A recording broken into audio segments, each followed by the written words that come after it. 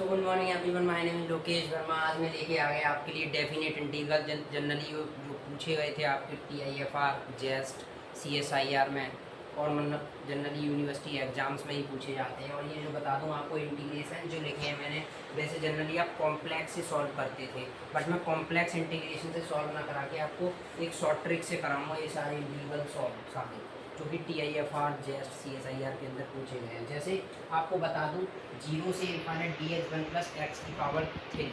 तो ये फर्स्ट मेरे पास जेस्ट 2024 का क्वेश्चन है मेरे पास, ठीक है। तो इसका मैंने जनरलाइज फार्मूला आपको बताया था इससे प्रीवियस वीडियो के अंदर। 0 से इन्फाइनाइट dx1 प्लस एक्स की पावर n, इसका डायरेक्ट हमने फार्मूला बताया था। वैसे ये कॉम्प्लेक्स इंटीग्रेशन से भी सॉल्व कर सकते थे आप। इसका डायरेक्ट आंसर आता है pi by n cosec pi by n। जैसे n की वैल्यू इधर हो जाती है मेरे पास 3, तो हम आपसे बोल सकते थे pi by 3 cosec pi by 3। मतलब क्या है, ये मेरे पास रिलेशन है pi by 3 cosec pi by 3, मतलब कोसेक 60 डिग्री। कोसेक 60 डिग्री कितना होता है, 2/√3। मैं इसको ऐसे भी लिख सकता था 1/sin 60 डिग्री, ठीक है। तो इसका आंसर आ गया ये 2π/3√3, ठीक है।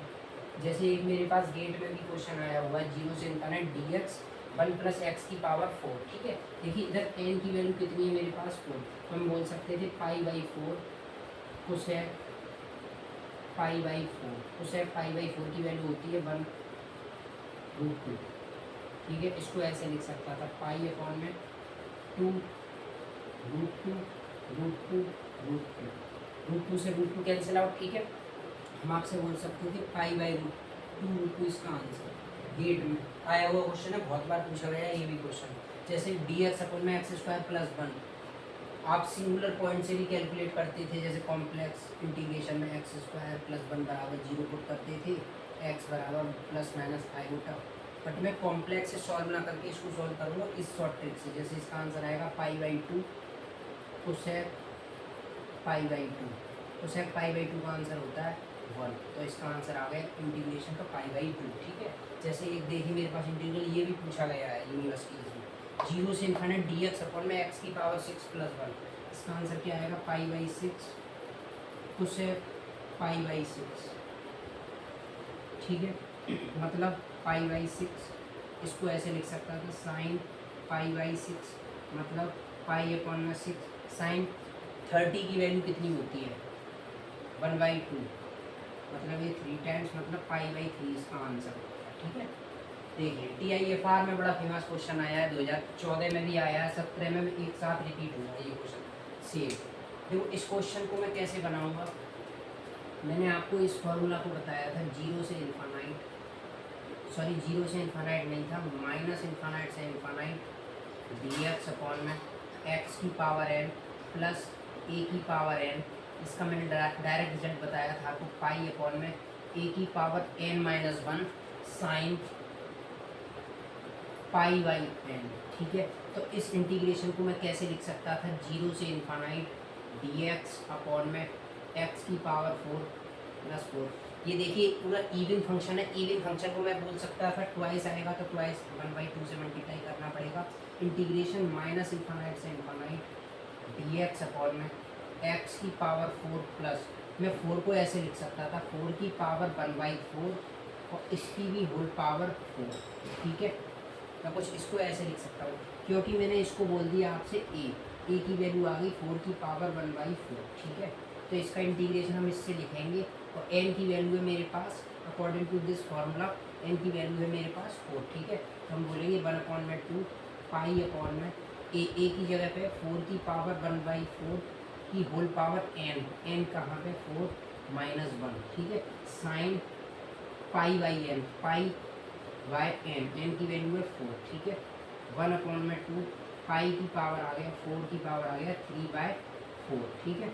साइन पाई/4 होता है 1/√2, मतलब कितना आ गया 1/2 पाई/, मैं इसको ऐसे भी लिख सकता था 2 की पावर 3/4 1/√2, मतलब क्या है 1/2 पाई की पावर, एक कैंसिल आउट हो गया 2 टाइम्स, तो इस 2 की पावर 3/2 आया।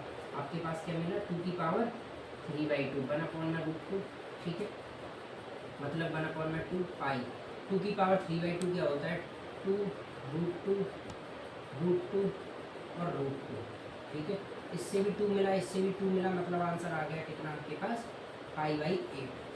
2 2 जा 4, 4 2 जा 8, ठीक है।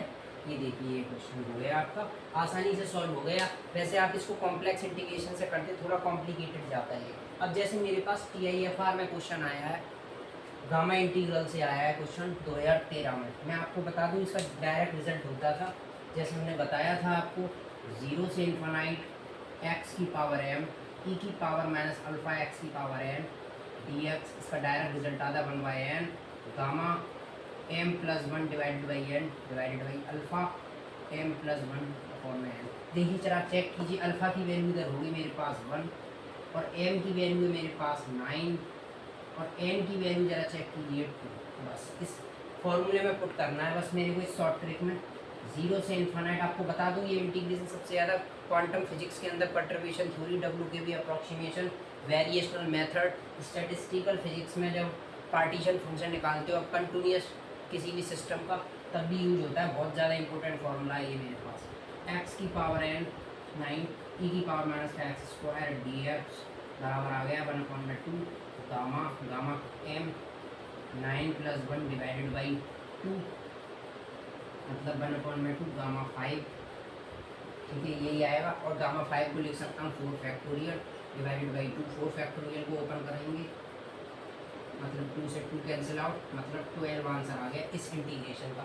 TIFR 2013 का क्वेश्चन था।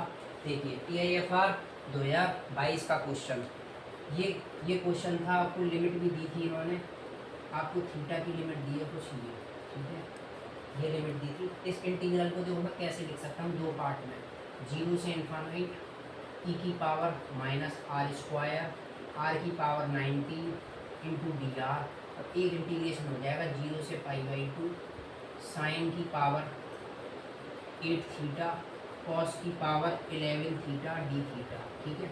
इस इंटीग्रेशन का क्या आएगा, 0 से इन्फानाइट r की पावर 19 e की power minus r square dr। मैंने इस फॉर्मूले से ही बताया था आपको। इधर देखो n की वैल्यू क्या हो गई, इधर 2 और इधर m की वैल्यू हो गई आपके पास 19, मतलब 1/2 1/n था गामा n, मतलब 19 प्लस 1 डिवाइडेड बाई 2, ठीक है। अभी बता के आया था, ये रहा फॉर्मूला, 0 से इन्फानाइट x की पावर m e की पावर अल्फा x की पावर n dx। n की वैल्यू इधर मेरे पास 2 है और m की वैल्यू 19 है, ठीक है।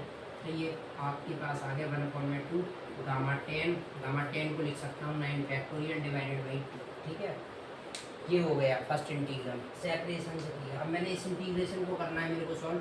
जनरल फार्मूला पता है मेरे को, 0 से पाई/2 साइन की पावर m थीटा कॉस की power n theta D theta, इसका रिजल्ट आता था आपके पास 1/2 gamma m plus 1/2 gamma n plus 1/2 divided by gamma m plus n plus 2 divided by 2, ठीक है। ये मेरे पास एक रिजल्ट है। देखिए m और n की वैल्यू चेक कीजिए, इधर m की वैल्यू है मेरे पास 8 और n की वैल्यू है मेरे पास 11, ठीक है। तो इसको कैलकुलेट करता हूँ इस इंटीग्रल को, 0 से पाई/2 साइन की पावर m मतलब 8 थीटा कॉस की पावर 11 थीटा डी थीटा, दोनों आपसे 1/2 गामा m की वैल्यू है मेरे पास 8 प्लस 1 डिवाइडेड बाई 2, ठीक है। और आपके पास n की वैल्यू है मेरे पास 11 plus 1 divided by 2 divided by gamma m की value 8 plus 11 plus 2 divided by 2, ठीक है। 1/2 ये कितना आएगा 9/2 गामा 9/2, ये कितना हो गया 11 और 2 12 डिवाइडेड बाई 2 गामा 6, ठीक है। 11 और 8 कितना आ गया, 11 और 8 99 टू 21/2, ठीक है। मतलब क्या आया 1/2 गामा 9/2 और गामा 6 को लिख सकता हूँ 5 का फैक्टोरियल। और गामा 21/2 को देखो एक्सपेंड कैसे करेंगे, 19/2 17/2 15/2 और टर्म्स आएंगी ऊपर मतलब 13/2, 11/2 और गामा 9/2। देखो गामा 9/2 से गामा 9/2 कैंसिल आउट हो गया। अब मैं क्या कर सकता हूँ, इसका फर्स्ट का सेकंड से मल्टीप्लाई कर सकता हूँ कंप्लीट आंसर चाहने के लिए। ठीक है, तो देखिए कंप्लीट आंसर आता है, आप इसका इन दोनों का मल्टीप्लाई कर दोगे फर्स्ट इक्वेशन का सेकंड से, तो आपके पास इसके इंटीग्रल का आंसर आएगा dr d थीटा e की पावर माइनस का r स्क्वायर r की पावर 19 0 से इन्फानाइट। ठीक है, एक इंटीग्रेशन है मेरे पास π/2 का साइन की पावर 8 थीटा कॉस की पावर 11 थीटा डी थीटा। इसका आंसर आता है 20160 पूरा मल्टीप्लाई करने पर। अब जब आपने फर्स्ट इक्वेशन का सेकंड इक्वेशन से मल्टीप्लाई कर दिया तो आपके पास आया 20160। ठीक है, ये फाइनल आंसर आता है। अब देखो TIFR में एक बड़ा फेमस क्वेश्चन ये भी आया, गॉसियन इंटीग्रल टाइप से लग रहा था वैसे, e की पावर माइनस का x स्क्वायर, बट इसमें दे दिया मेरे को cos √2x। मैं देखो इसमें क्या कर सकता हूँ, cos √2x को चेंज कर सकता हूँ।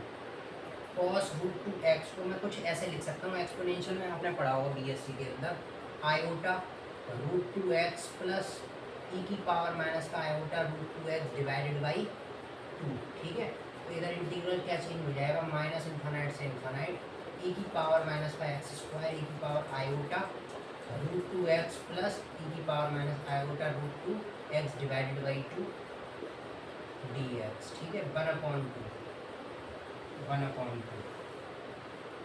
इंटीग्रेशन माइनस इन्फानाइट से इन्फानाइट, इस पर इससे multiply minus x square plus iota √2x।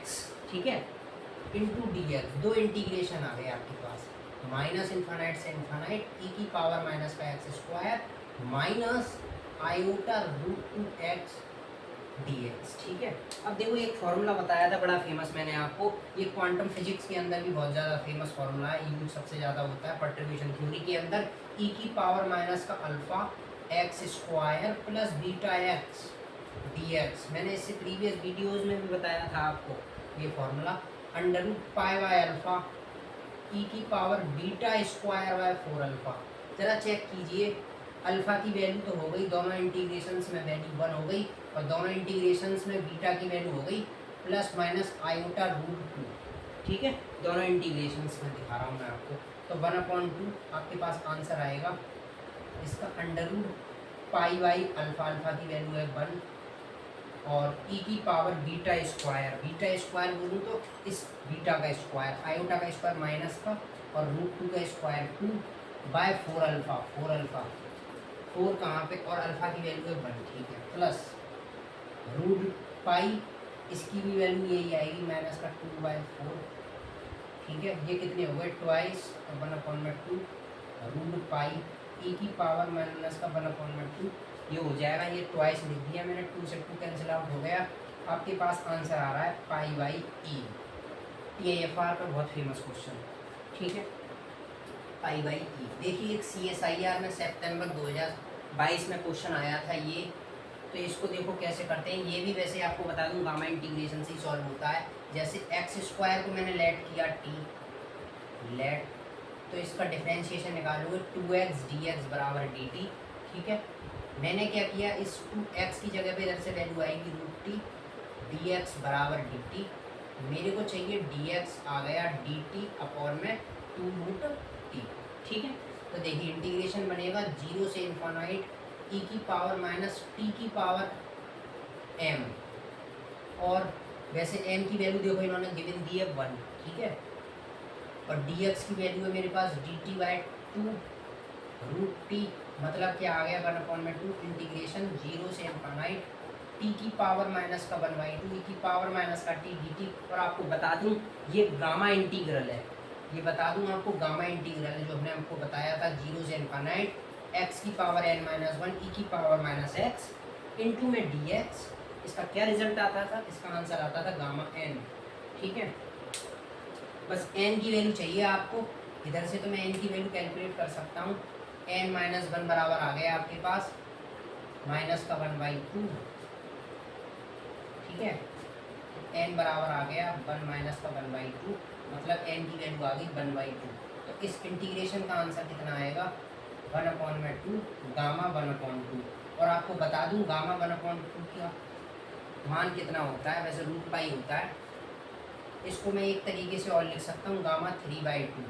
जब अंदर ले जाता हूँ इस प्रॉपर्टी को लगाया मैंने, गामा n+1 बराबर आता है n गामा n। ठीक है, ये प्रॉपर्टी यूज की मैंने, गामा n+1 बराबर n गामा n।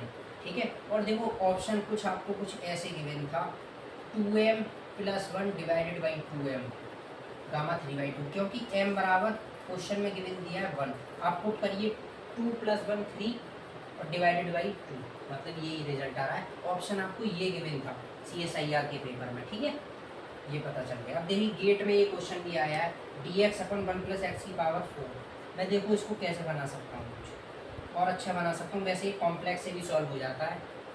dx इसकी x की पावर में ऐसे लिख सकता हूँ 1 - 1, x की पावर 0 ही होता है, 1 होता है dx।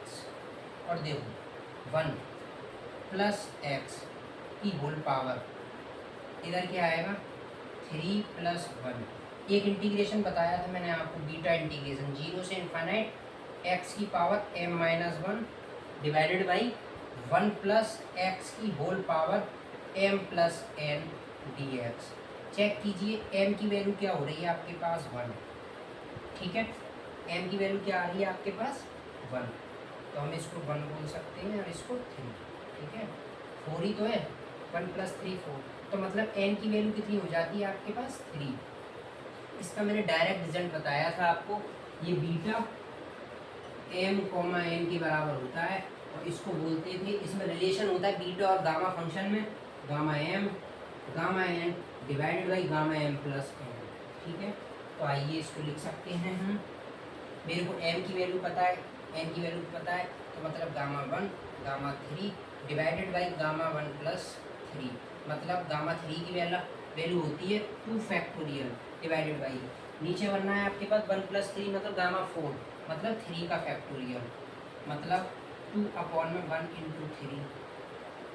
× 2, 2 से 2 कैंसिल आउट, मेरे पास आ गया 1/3 आंसर। ये थे फाइनल क्वेश्चन जनरली जो बीटा एंड गामा इंटीग्रेशन से पूछे गए हैं।